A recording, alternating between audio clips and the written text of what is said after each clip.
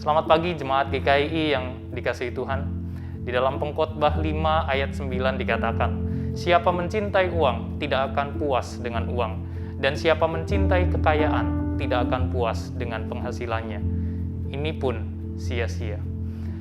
Kita mungkin beberapa waktu yang lalu mendengar tentang kisah seorang anak yang menggugat ayah kandungnya secara perdata senilai 3 miliar.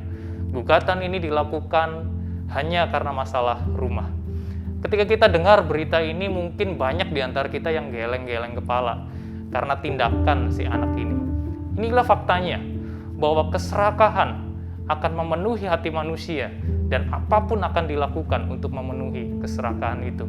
Bahkan sekalipun tindakan itu adalah tindakan yang salah, tindakan yang kurang ajar terhadap orang tua. Perkataan pengkhotbah ini tidak bisa dianggap remeh. Siapa mencintai uang tidak akan puas dengan uang. Keserakahan adalah masalah yang timbul dari hati yang tidak puas. Tidak puas atas apa yang dimiliki. Keserakahan muncul dari hati yang sangat mencintai uang, sehingga orang tidak segan melakukan apapun demi mendapatkannya. Uang memang benda mati, namun dapat mengubah hati. Uang memang selalu dicari, tetapi tidak akan memuaskan hati. Keserakahan tidak pernah pandang bulu. Siapapun dapat dibelenggu olehnya, mulai dari orang yang duduk di Dewan Perwakilan Rakyat sampai orang yang duduk di pasar rakyat. Semua bisa dibelenggu oleh keserakahan.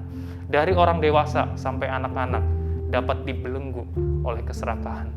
Lalu bagaimana kita mengatasinya? Bagaimana cara kita agar lepas dari jeratan keserakahan? Bagaimana caranya supaya kita tidak jatuh di dalam keserakahan? Jalan satu-satunya ialah datang kepada Tuhan. Sebab hanya Tuhan yang sanggup memuaskan hati manusia, dan hanya Tuhan yang sanggup mengubah hati manusia. Kisah Zakheus, kita ingat kepala pemungut cukai yang selalu menginginkan harta dan harta. Dia melakukan segalanya untuk mendapatkan harta, bahkan memeras rakyatnya sendiri pun dia lakukan untuk memenuhi pundi-pundi kekayaannya. Mustahil dia bisa lepas dari keserakahan. Namun Tuhan Yesus ketika hadir dalam hidupnya mengubah Zakheus menjadi orang yang murah hati. Hatinya yang serakah diganti dengan kemurahan. Hatinya yang selalu merasa kurang diganti dengan hati yang mengucap syukur atas segala sesuatu. Kita mungkin bisa memberi makanan jasmani kita. Diri jasmani kita bisa puaskan. Namun rohani ini hanya Tuhan yang sanggup puaskan. Setelah datang kepadanya, jangan lupa untuk merenungkan firman Tuhan, saudara. Karena hanya di dalam firman Tuhan, kita tahu cara Tuhan memandang harta yang kita miliki. Di dalam firman-Nya, kita akan melihat cara pandang Tuhan terhadap harta dunia ini.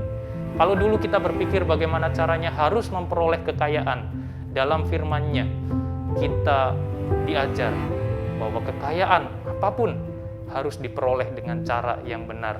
Yang terpenting adalah bekerja seperti untuk Tuhan, bukan untuk manusia.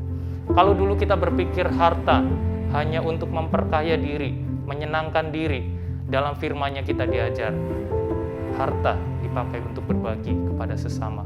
Kita diajar untuk mencintai sesama kita. Billy Graham pernah mengatakan demikian. Allah memberi kita dua tangan, satu digunakan untuk menerima, satu yang lain digunakan untuk memberi. Kita bukanlah tangki, bak air yang dibuat untuk menimbun. Kita adalah saluran yang dibuat untuk membagikan. Kiranya Tuhan memuaskan hati kita, sehingga kita senantiasa bersyukur atas apa yang Tuhan berikan. Kiranya kita senantiasa berjaga-jaga, sehingga kita dijauhkan dari jeratan keserakahan. Dan kiranya Tuhan senantiasa melembutkan hati kita untuk dapat memiliki hati yang mencintai sesama, bukan mencintai harta. GKI Soli Deo Gloria.